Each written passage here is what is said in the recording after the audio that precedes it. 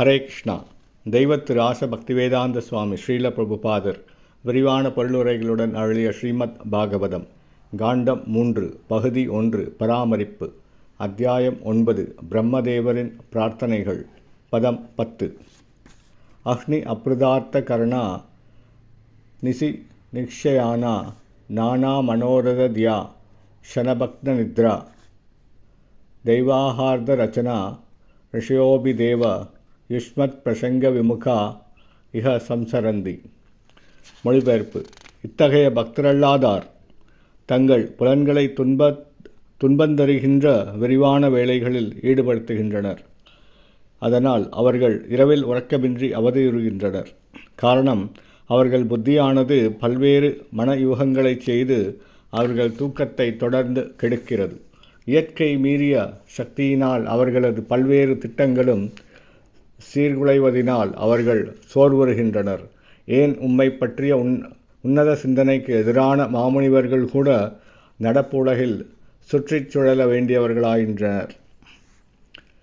பொருளுரை: இதற்கு முந்தைய ஸ்லோகத்தில் குறிப்பிடப்பட்டிருக்கின்றபடி பகவானின் பக்தி தொண்டின் சுவையறியா மக்களே உலகியல் தொழில்களில் ஈடுபடுகின்றனர். பகற்பொழுதில் சற்றேறத்தாழ அனைவருமே கடுமையான உடல் உழைப்பில் ஈடுபடுகின்றனர். அவர்களது புலன்கள் அனைத்தும் கனரக தொழிற்சாலைகளில் பரந்துபட்ட துன்பம் தரும் கடமைகளில் ஈடுபடுகின்றனர். இத்தொழிற்சாலைகளின் முதலாளிகளோ தாங்கள் உற்பத்தி செய்யும் பொருட்களை விற்பதற்கான சந்தைகளை தேடுவதில் ஈடுபடுகின்றனர். அதன் தொழிலாளர்களோ ஏராளமான இயந்திரங்களின் உதவியினால் அதிகமான உற்பத்தியில் ஈடுபடுகின்றனர். தொழிற்சாலை என்பதன் மற்றொரு பெயர் நரகமாகும்.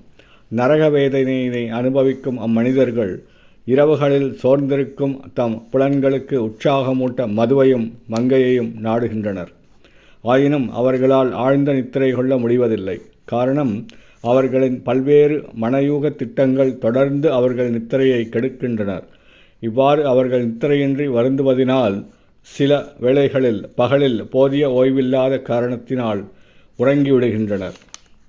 இயற்கைக்கும் மீறிய சக்தியின் ஏற்பாடுகளினால் உலகின் மிகப்பெரிய விஞ்ஞானிகள் சிந்தனையாளர்களும் கூட தங்கள் பல்வேறு திட்டங்களின் சீர்குலைவினால் பிறவிகள் தோறும் இந்த உலகில் கிடந்து அழுகுகின்றனர்.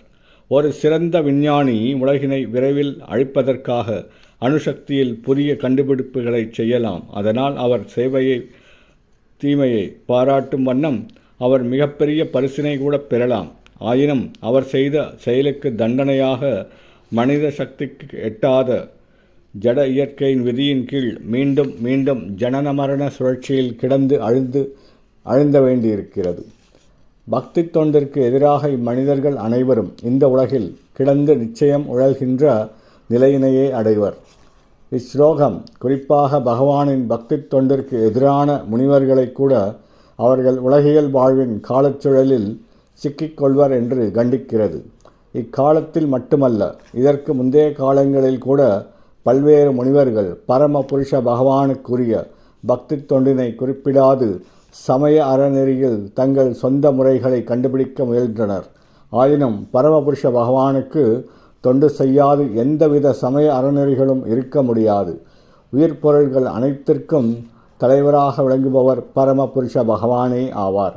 அவரை விட சிறந்தவராகவோ அவருக்கு இணையானவோ எவருமில்லர். பகவானின் அருவத்தன்மையோ அல்லது எல்லைக்குட்பட்ட சர்வ வியாபக தன்மையையோ கூட முழுமுதற் கடவுளுக்கு இணையாக முடியாது. ஆகையினால் பக்தி தொண்டு கொள்கையில்லாது உயிர்கள் முன்னேறுவதற்கான சமயமோ அல்லது சரியான தத்துவ முறைகளோ இருக்கவே முடியாது. சுய விடுதலைக்காக தவம் மற்றும் துறவு நெறிகளில் அதிக துன்புறும் அருவவாதிகள் வேண்டுமென்றால் அருவ பிரம்ம ஜோதியினை அடையலாம். ஆயினும் பக்தி தொண்டில் அவர்கள் நிலை பெறாத காரணத்தினால் இறுதியில் அவர்கள் மற்றொரு வாழ்விற்காக இந்த உலகிலேயே மீண்டும் விழுகின்றனர். பகவானுக்கு பக்தி தொண்டு செய்யாமலேயே விடுதலை பெற்றுவிட்டோம் என்னும் தவறான கருத்துடைய மனிதர்கள் பிரம்மஜோதி என்னும் லட்சியத்தினை அடையலாம். ஆயினும் அவர்களது உணர்வின் தூய்மைக்கேடும் வைகுண்ட லோகத்தில் அடைக்கலம் பெற வேண்டும் என்னும் விருப்பமும் அவ்விடுதலை பெற்றதாக எண்ணுகின்ற மனிதர்களை மீண்டும் உலகியல் வாழ்வு பெற கீழே தள்ளிவிடுகின்றன.